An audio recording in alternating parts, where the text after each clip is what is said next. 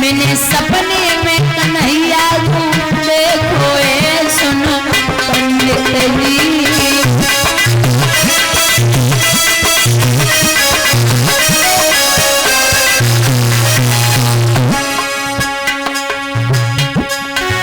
कह रहे श्याम चिट्ठिया भेजबैयो,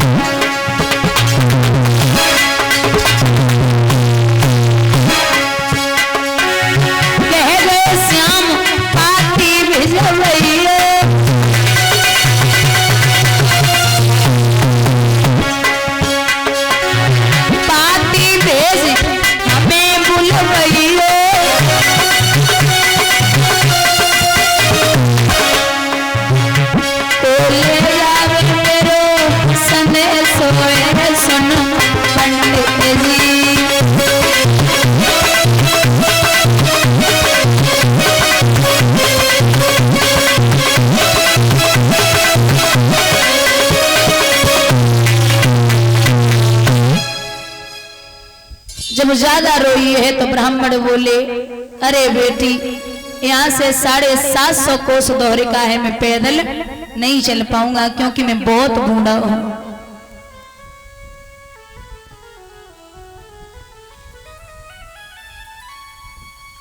तो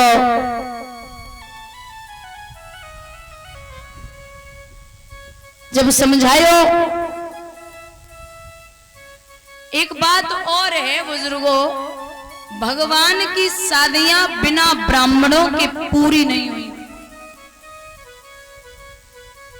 राम की शादी में परशुराम जी आए, विघ्न पड़ी तब पूरी हुई। या कृष्ण की इस पहली शादी में ब्राह्मण के बिना पत्र के शादी पूर्ण नहीं हो रही थी। और ब्राह्मणों की बात की जाए, एक बड़ा अच्छा उदाहरण आता है। एक काशी से पड़े ब्राह्मण आए तो पिताजी से बोले, पिताजी हम 4 वेद 6 शास्त्र 18 पुराण कंठस्थ याद है हमें। तो पिताजी ने जवाब दो, तो तुम बड़े होशियार हो गए। बोले बहुत ज्यादा। बोले तो एक बात बताओ, जब तुम इतने तेज हो तो हमारे सवाल को जवाब दे दो। बोले सवाल का है? सवाल ये है कि पाप के बाप का नाम क्या है? पाप के बाप का नाम क्या है? ब्राह्मण सोचने लगे, पढ़ के तो सबको छुआए, लेकिन जे ही अकेलो ना पढ़ पाए। पता ही नहीं है पाप के बाप का नाम क्या है, तो क्या करें?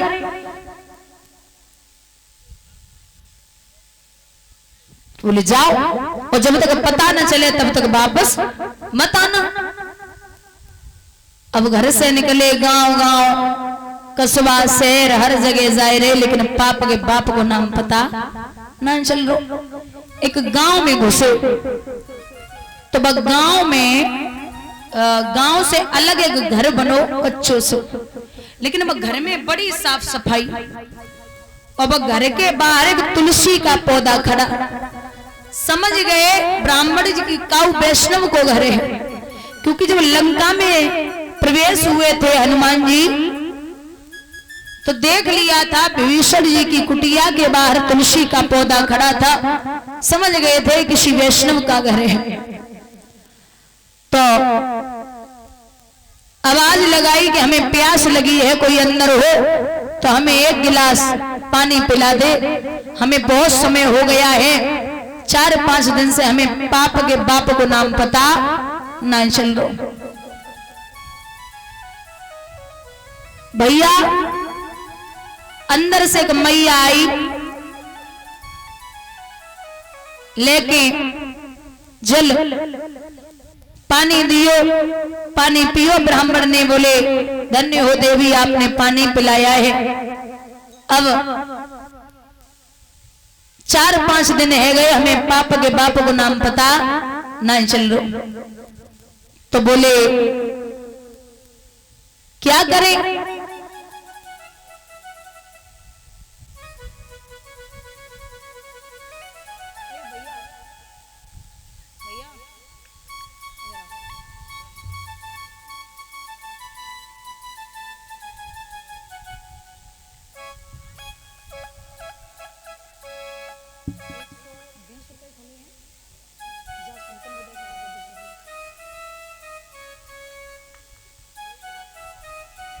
भैया अब समय बीता तो जैसे ही कही है पापा के पापा को नाम पता नहीं चल रहा, तो बोले क्या करें? अब मैया से पूछी आप कौन है? तो बोले महाराज मैं इस गांव की वेश्या हूं। जो जब बात सुनी कि गांव की वेश्या हूं तो महात्मा ने, वो ब्राह्मण ने गिलास फेंको। बोले बेवकूफ औरत, पागल है क्या? अरे तू जाति की वेश्या, तूने मुझे पानी पिला दिया, तुझे शर्म नहीं आती? मैं तो पहले से ही परेशान था, दूसरा तूने पानी और पिला दिया, अब तो गजब हो गया।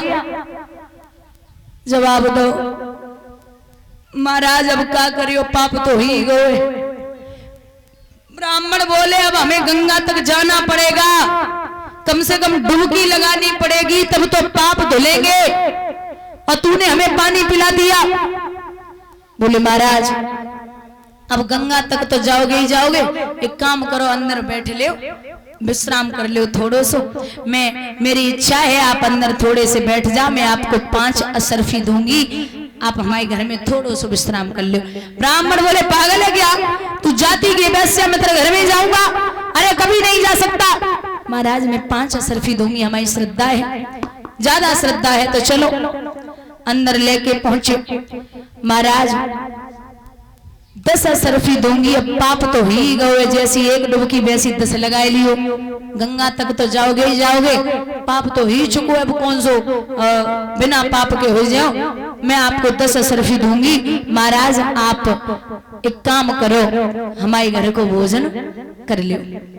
ब्राह्मण बोले ज्यादा श्रद्धा है तो ला आटा दाल चावल जो भी है मुझे दे दे, मैं बना लूंगा। बोले नहीं महाराज मैं आपको 15 असरफी दूंगी, जैसी एक डुबकी वैसी 15 लगाए लियो, का बेगरो जाए रहो, आप हमारे हाथन से भोजन बनो वो खाए ले। हमारी बहुत श्रद्धा है तो हमारे हाथन से बनो वो भोजन कर ले। जवाब दो ठीक है। वैश्या भोजन बनाई के लाई, ब्राह्मण बोले दूर खड़ी हो जा, वही खड़ी रहना। वैश्या धीरे से बोली महाराज आपके हाथ जोड़ रही हूं, माफ करना, जैसी 10 डुबकी जैसी 15 वैसी 20 लगाए लियो, हम तुम्हें 20 असरफी देंगे, आप मेरे हाथों से एक निवाला खा लो। ब्राह्मण बोले बेवकूफ औरत, मैं तेरे हाथों से भोजन करूंगा, अरे मेरा धर्म नष्ट हो जाएगा। बोले महाराज पाप तो ही चुको, अब गंगा तक तो जाओगे ही जाओगे, का बिगड़ो जायरो, जैसी एक डुबकी वैसी 10 वैसी 20 और 20 असरफी दूंगी, हमाओ मन है। जवाब दो चल कोई बात नहीं, एक टुकड़ा खिला ले, कुछ नहीं बिगड़ा जा रहा। जैसी वैश्या ने एक निवाला तोड़ के ब्राह्मण के मुंह की तरफ लेके गई, महाराज निवाला तो थाली में रख दो, ब्राह्मण के गाल में तार से तमाचा दिया। जो तमाचो लगो सो ब्राह्मण खड़े रह गए। बोले पागल है क्या, जाति की वैश्या ब्राह्मण में हाथ उठा रही है, अरे मैं तुझे श्राप दे दूंगा। वैश्या बोली कूल डाउन, थोड़े ज्यादा चिंता ना करो, शांति बनाए रखो। अरे ऐसे ही फालतू गुस्सा कर रहे हो, ऐसे क्या होता है, गुस्सा ना कर। बोले तूने मुझ पे हाथ उठाया, हाथ कैसे उठा लिया, अरे पागल है क्या? बोले महाराज थोड़ी सी शांति। बोले बता मैं तुझे श्राप दे दूंगा। अरे बोले बात सुन ले, जब तुम आए थे तुमने बोला था कि हमें पाप के बाप का नाम पता नहीं चल रहा है, तो सुनो महाराज, पाप के बाप का नाम है लोभ और लालच। बोलिए गोविंद भगवान की। बोले वो कैसे? बोले वो ऐसे, एक पाप तो अनजाने में होएगा, कोई बात नहीं, माफ बहु, लेकिन तुम 5 सरफी के चक्कर में अंदर आए गए, 10 के चक्कर में भोजन बनवावे के लिए तैयार हो गए, 15 के चक्कर में हमारे हाथ से भोजन करवे के तैयार हो गए, 20 के चक्कर में एक निवाला तोड़वे के लिए तैयार हो गए। महाराज एक पाप दबाने से आप सरफियों के चक्कर में पाप पे पाप करते गए, तो पाप के बाप का नाम है लोभ और लालच। बोलिए गोविंद भगवान की, हाथ को उठाके बोले बाल कृष्ण भगवान की। महाराज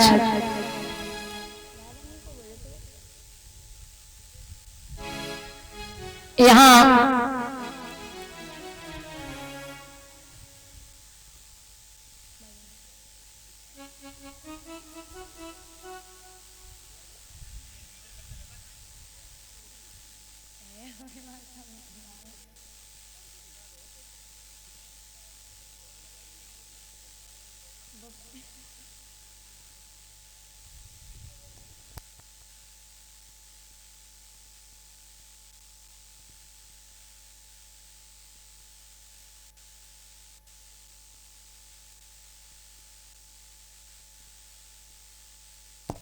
महाराज यहाँ पत्र लिखा है रुक्मणी ने, और पत्र में क्या लिख रही है?